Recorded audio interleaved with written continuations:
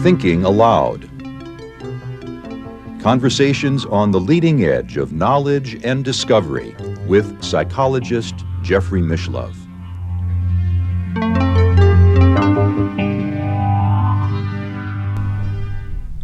Hello and welcome. I'm Jeffrey Mishlove, and this is part one of a three-part series on the practical applications of precognition.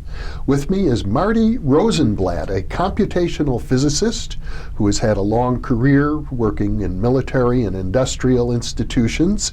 Marty is also the president of the Applied Precognition Project. Welcome, Marty. My pleasure. It's a pleasure to be with you. Let's begin by talking about the history of applied precognition, and we should mention that it is in the context of remote viewing and the work that was initially funded by the U.S. military industrial establishment, or the military intelligence establishment, that is the basis of your work. Well, that's right. And the first paper, a very important paper, was published by Hal Puthoff and Russ Targ in the late 1970s. And they introduced the term remote viewing. They couldn't use words like psychic or clairvoyance, things like that. Never would have gotten government funding. They were physicists working, like you, working at SRI International, also known as the Stanford Research Institute, with funding from the CIA and other military intelligence organizations. And the paper to which you're referring was published in the Journal of the Institute of Electrical and Electronics Engineers. Correct. As I recall. Yeah. And at the time, it actually was controversial. In fact, this field is still controversial, especially the precognition. But they did very pure scientific studies with remote viewing, and one series of studies included precognition. Would you like me to tell you a little bit about the studies? Let's start with remote viewing. Let's make sure that our viewers understand what we mean when we say remote viewing. Okay. In their study, which was classical remote viewing, they would have a viewer in a room in Stanford Research Institute, and Russ Targ was the monitor. He basically guided the person in terms of giving a description of a hidden. Now, it was hidden obviously to Russ as well as the remote viewer, so completely double blind. And the task of the remote viewer was to describe the site at which an outbounder person was going, and that site was chosen completely randomly. It was like a 20 to 30-minute drive from SRI. And so the remote viewer's job was to describe that site. And the reason there is a monitor in the shielded room with the viewer is just to help them relax, help them focus, ask pertinent questions from time to time. Yeah, that's exactly right. But the monitor, as you pointed out, is completely blind as to the actual target. Okay, so what you end off with after one of these remote viewing sessions is a transcript. Has maybe some sketches, some words, recording of what the person said written down. Now it's given to a very important player here, which is an independent judge. The job of this judge is to now select, and typically they use 9 different possible sites. Only one was the correct one. Okay? Now, the judge is as blind as everybody else. In those experiments, the hit rate was phenomenal. Nearly 100%. Nearly 100%, and the odds against chance were calculated as 1 out of a million or so. So that basically was a scientific demonstration of the ability of human consciousness to gather information at a distance. And we might mention that this research was funded for 20 years in a row by the military intelligence agencies. Every year they'd send contract monitors out to SRI to see what's going on. That's right. And of course the applications were real in those days. In fact, very real. They were. For example? Well, they used remote viewers to gather information about the hostages during the Iran-Contra hostage. The Iranian hostage crisis, yeah. And there was something going on in the Soviets where they had high security. It was hidden. Yeah. They couldn't figure out what was going on in there. They asked Joe McMoneagle, a Army remote viewer, to do remote viewing on what was inside. He came up with transcripts that were describing a huge submarine, much huger than anything that existed prior to this, drew sketches of it, and in fact even came up with a launch date. Turns out at the time the CIA really poo-pooed it, said no way. Turns out that they launched it within days of what he had predicted. And Joe McMoneagle received a Legion of Merit Award from the Army for his service in the remote viewing program. Area for many other sessions that he did as well. Yeah, Exactly over years. Right. That's correct. That's correct. And Joe still works in the field. He's retired from the military now for some time, but he works actively with researchers and others. So remote viewing is quite well established at this point. Many of our viewers may be skeptical, but there have been dozens of books written about it, and many organizations working in this area, including the International Remote Viewing Association, where you are a regular presenter. Yes, that's a very important organization, association, because it brings together people from all over the world. And they can stay in contact, of course, over the internet. There are many groups doing remote viewing, which use that sort of as their connection point. But now your special focus is precognition. Yes. I love precognition because it breaks the rules which most of science has accepted, namely that cause has to precede the effect. Right.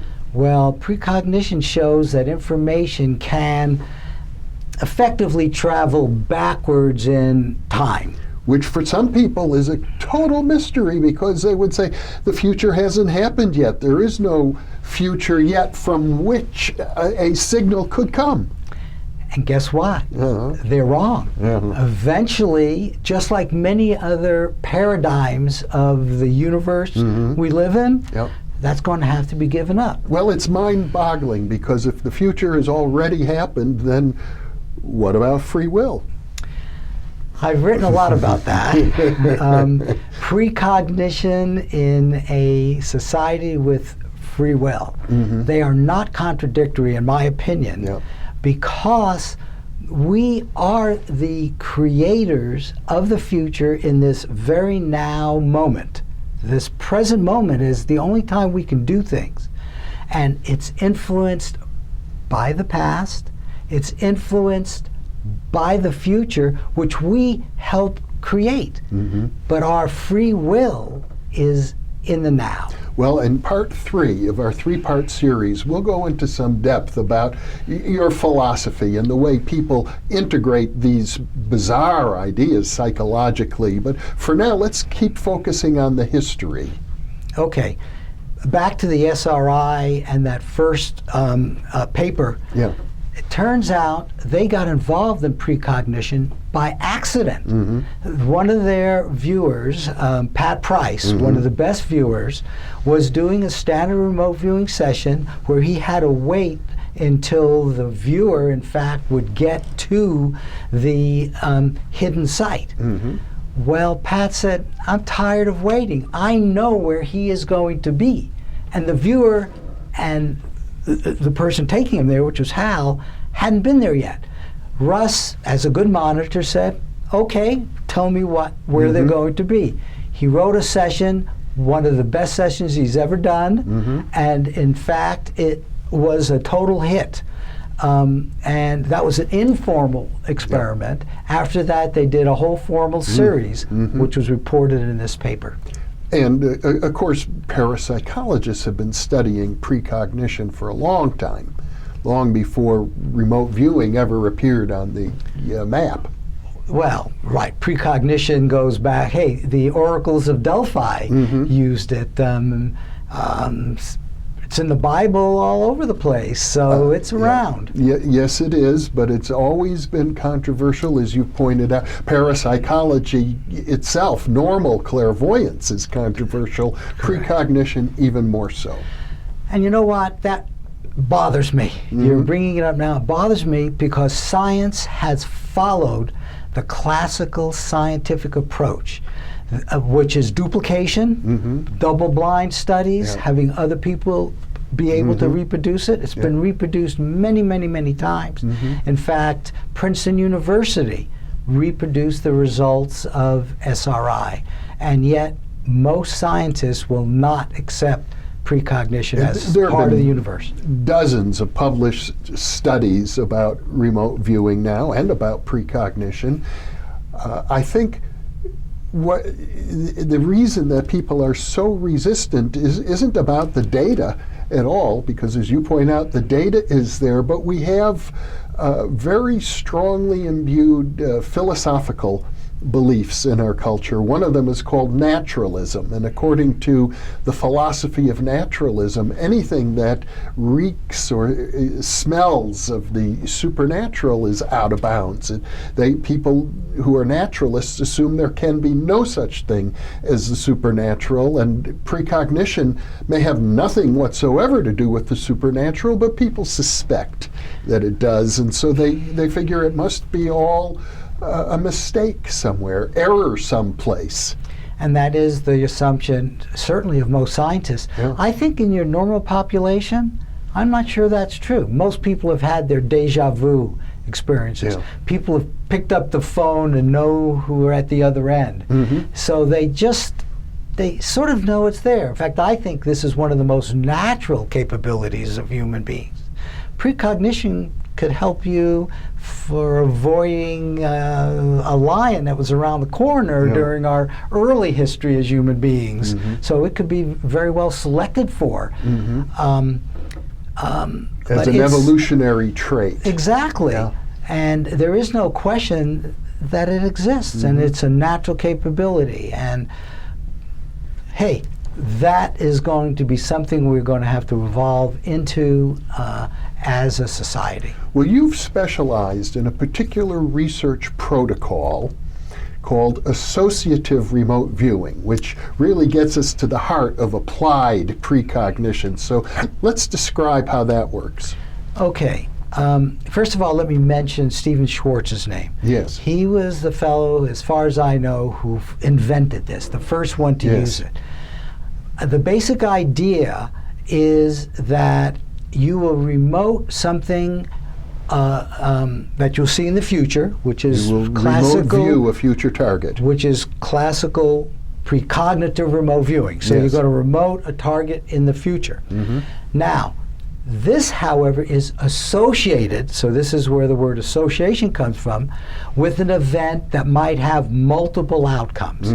We use it because it's the simplest with two possible outcomes. Sure. So let's consider a sporting event. Okay. Team A and Team B are the possible winners of some sporting event. Okay. So the remote viewer's task is to describe the photograph. We call it a photo site because the remote viewers can pick up sounds and smells and textures that go along with the photo when it was taken. Okay, so two possible outcomes, Team A, Team B. Let's say we, as the tasker, okay, so we're setting this up, want photo site A, we associate that with the Eiffel Tower. We associate photo site B with a whale jumping out of the water. Those are the targets. Those are the two possible targets. Right. The actual target will be which one of these two occur. And that's the only target which the remote viewer will see. So let me review this again, because I don't think it was clear. Okay. You've got two possible targets. One might be the Eiffel Tower. The other might be, what did you say, a whale? Photograph of a whale jumping out of Okay, so they're very different from each other. If somebody is describing their mental imagery, it ought to be easy to say, does it more resemble the Eiffel Tower or a whale jumping out of the ocean? And the person is free to describe whatever mental imagery comes into their mind. Then these two possible targets are each arbitrarily designated by the researcher to be shown at a designated point in time based on the outcome of, let's say, a sporting event. Exactly right. Okay, well said. Now, so the remote viewer's tasking is really very simple.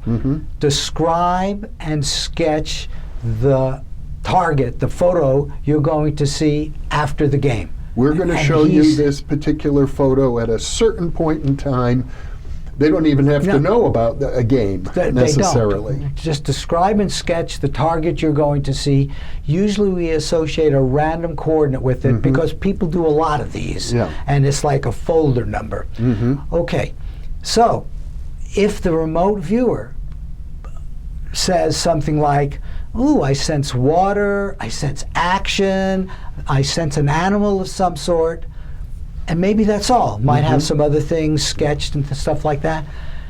Now the judge comes into play. You know, hey, in this case it's pretty easy for the judge to choose the whale jumping out of the water, which is associated with Team B. Okay. So now the judge and the experimenter are in the position to say, I believe. How did the remote viewer get that information? He must be getting it from when we show him at what's called feedback time the whale picture. And so we can actually wager. So now we have an application where you can wager before the sporting event on Team B. The key, I think, for some of our viewers to understand is that this association between the picture of the whale and Team B winning the sporting event is totally arbitrary. Correct. There's no meaning associated. And the reason that it's done is simply that a picture is an easier target than the outcome of a sporting event. Correct. And let's explain why that's so. Okay, there's this concept of fixed choice, okay, where there's, will it be Team A, will it be Team B? Heads or tails? After a while, A, that gets very boring. B, the intellect will get involved. If I have 3 heads in a row, somehow it's going to think the next one must be a tail, when in fact, you want to keep the intellect case. Out of the way when you're doing remote viewing. That's right. Or any kind of psychic work. It's clear that the intellect does just that. It adds noise. And so you want to, and the remote viewers all know this, so they try to get very quiet. Plus it's a lot more fun to get these kind of pictures. You try to keep the pictures interesting. And let me just make another comment on the randomness. This is all done by computer. Most people who do this kind of work, and in our case, we have 800 prepared pairs of photos, like the Eiffel Tower, so very different. However, it is randomly chosen with A versus B, plus the pairs randomly chosen. Nobody other than a computer actually knows which pictures are going to be associated. So it isn't a kind of telepathy where the viewer can get it from somebody who selected the pictures. So the idea is if the viewer describes one of the targets in the pair accurately, you would then have the confidence to place a wager or an investment or a speculation on the outcome. That's exactly right. That's the whole idea. And the fact of the matter is, it's not 100%. The viewers sometimes give inaccurate ones, give some that's close, and the judge has to make a tough call. But it's far over chance. That's the key. It reminds me a lot, Marty, of baseball players. Like Babe Ruth was one of the greatest home run hitters who ever lived. We remember him. But what people don't remember is that he struck out far more often than he hit a home run. And I think good psychics, really good psychics, are often like that. They're statistically successful, but not necessarily to the point where some people think, they should be hitting a home run every time they step to the plate. It doesn't work that way. That's exactly right. And that's important for kind of society to get. Yeah. All of us are going to have to learn how to live with this level of uncertainty. Now, I don't know, maybe someday it'll be up to 99%, but I doubt it'll ever be up to 100%. And I would say currently, if I say the hit rate of most of the viewers that have been around for a while is between 60 and 70%. Well, there have been a number of published studies where people have used the associative remote viewing protocol to successfully invest. One of the first, I think, was published by Hal Puthoff back in the 1970s. Yeah, he did this for a school that one of his kids was involved in. That's right, a Waldorf school. He wanted to raise about $30,000, and they did 10 trials investing in the futures market quite successfully, and he achieved his goal, so he stopped. Okay, now, long after that, though I don't know how many years exactly, but a few years after that, Russell Targ did a study with Keith Harari was the viewer. In the silvers market, and they got 9 straight hits, and they had an investor working with them. Apparently, an investor made a fair amount of money, so that's rather amazing. 9 hits in a row has odds of like 1 out of 500, 512. However, this shows one of the things with precognition, which is rather important. They then did another series, and they were all misses. And this shows how psychology is so important. Not only did the investor apply more pressure, got them to do 2 predictions a week rather than 1, so he was obviously over anxious, added to the stress level. And I think the viewer and the judge had more stress because they'd been so successful.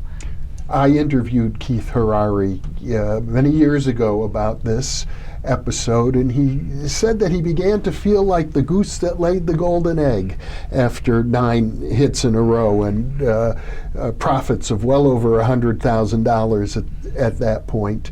Many years ago, when that was worth even more than it would be today, much more than it would be today. So there's a psychological factor when you're dealing with money. When you're successful, it goes to your head, and when you're unsuccessful, it can become frightening. Absolutely, absolutely. Joe McMonagle summarized it, I think, very well. He basically said it's all psychological. Where is this information coming from? It's coming from deep into what we call the psyche, your subconscious. There's something inside you that is connected to virtually everything in space and time. And how does that get up from inside there, down there, to your consciousness? To the point where you can create a transcript that describes very specific information. It's a mystery how people can narrow in on it. You give them a 6-digit number to designate the target. Well, because there could be a zillion targets, but they seem to be able to, statistically speaking, hone in on that mysterious target. And the psychology of the person becomes very important. And we see that in the transcripts that we see, and everybody else that does this has seen it too. Sometimes the information is very metaphorical. Sometimes the information is related to things that is personal to them that connects to the target. In fact, one case came to mind which was kind of amazing to me, which was a viewer avoided a pool, a wonderful picture of a kid underwater in a pool, and he described the other possible target. Yes, which is called displacement. Exactly. Yes. He got displacement and An accurate description of the of a wrong target. Yeah. And usually I don't show the viewers. I don't like to encourage that because they say, see, I'm a good psychic, I'm a good remote viewer, even though it's the wrong one. Yeah. I only want them to get the right one. But in this case, I showed him that, and he said, oh my God, of course I wouldn't do that one. I almost drowned in a pool. Uh-huh. So his psychology avoided going into that. Well, there's so many ways in which an applied precognition project can go wrong. It's amazing that you get a statistically significant result, which I know you have. You've been working steadily, slowly, carefully on this work with a single-minded focus for well over a decade now. Well, that's true. And I'm enjoying it. I mean, it's right at the cutting edge of science. And we're going to focus specifically on your research in part 2 of our series. But a lot of other people have been doing this as well. In fact, I want to mention Ed May. He's the other one that has done an awful lot of associative remote viewing as well as regular remote viewing. Yes. And he's continuing to this day to do experiments. So he was at one time the head of the research program funded by the military intelligence community. Exactly. He moved on to SAIC from SRI. Okay, so he is doing to this day this kind of work. Well, Marty, we're running out of time at this point, but thank you so much for sharing this half hour with me. It went fast, and thank you. You're welcome. And thank you for being with us. Be sure to check your listings for part 2 of our 3-part series on the practical applications of precognition.